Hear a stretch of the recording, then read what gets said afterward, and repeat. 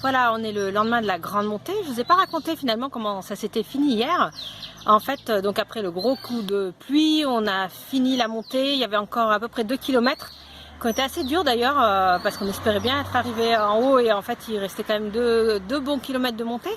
Après la descente, on a eu un nouvel imprévu. Les freins à disque du tandem ont beaucoup chauffé, ont fait un drôle de bruit et freinaient plus trop. Donc on s'est arrêté le plus tôt possible dès qu'on a croisé des maisons et on a dormi sur place.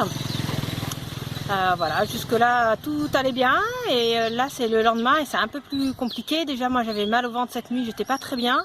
Il y a un truc qui n'a pas dû bien passer, donc j'ai pas beaucoup déjeuné ce matin. Et on est parti, on pensait vraiment être dans la descente, et faire que de la descente et en fait il y a eu plein de montées.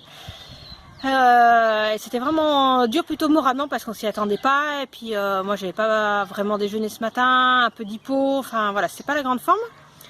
Et après c'est vraiment la descente, ça descend comme ça monte quoi, c'est des descentes énormes avec un pourcentage super important. Ma fille est pas très rassurée sur le tandem, mon mari non plus parce qu'on peut pas freiner comme on veut.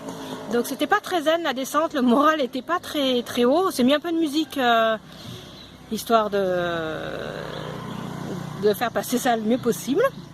Voilà, et puis surtout, il y avait vraiment rien au bord de la route, ça veut dire qu'on a fait 100 km, il y avait tout le temps des choses au bord de la route, tout le temps. Enfin, très régulièrement des cafés, des endroits où on peut manger une bricole, tout ça. Et là, il y a plus rien. Enfin, ça faisait bien 20 km qu'on n'avait absolument rien vu. On avait presque plus d'eau, donc on a dû bifurquer l'itinéraire qu'on avait prévu pour rejoindre un village. Le détour est pas énorme, mais le problème c'est le dénivelé qu'il y a. Et en fait, on est un peu coincé. Ouais, on est un peu coincé.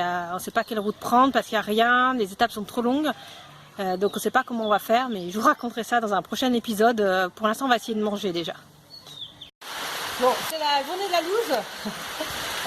Non seulement on se retrouve dans un coin qui n'est pas du tout sur notre itinéraire, et pour reprendre notre itinéraire, il n'y a rien, pas de quoi boire, pas de quoi manger, on est complètement coincé et on ne peut pas faire demi-tour parce que le dénivelé est vraiment trop important.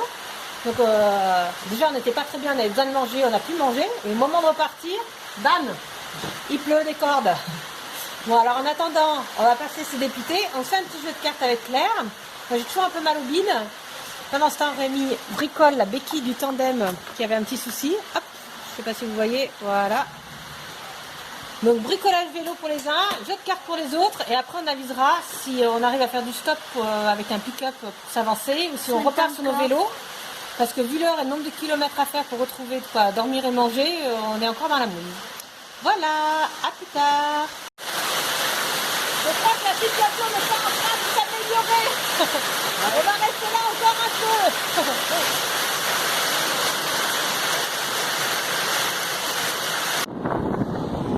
Allez, on est reparti. On espère plus avoir trop de flotte. Claire s'entraîne à faire des tours de magie derrière son père avec un cure-dent qu'elle a trouvé au restaurant tout à l'heure. Bon, la journée finit bien finalement. On a changé nos plans, on est revenu dans une autre vallée, plus habitée, avec un accès à l'eau plus facile. Ça fait un gros détour, on ne se rend pas du tout compte comment on avance. On a même essayé de faire un peu de stop avec des minivans, enfin pas des minivans, pardon, des pick-up taille. Ils sont très gentils les tailles, ils veulent toujours beaucoup aider, mais on n'arrive pas toujours bien à se comprendre avec la barrière de la langue. Et là, en tout cas, on a fait à peu près 45 km aujourd'hui, on s'est arrêté, on se repose et on verra demain.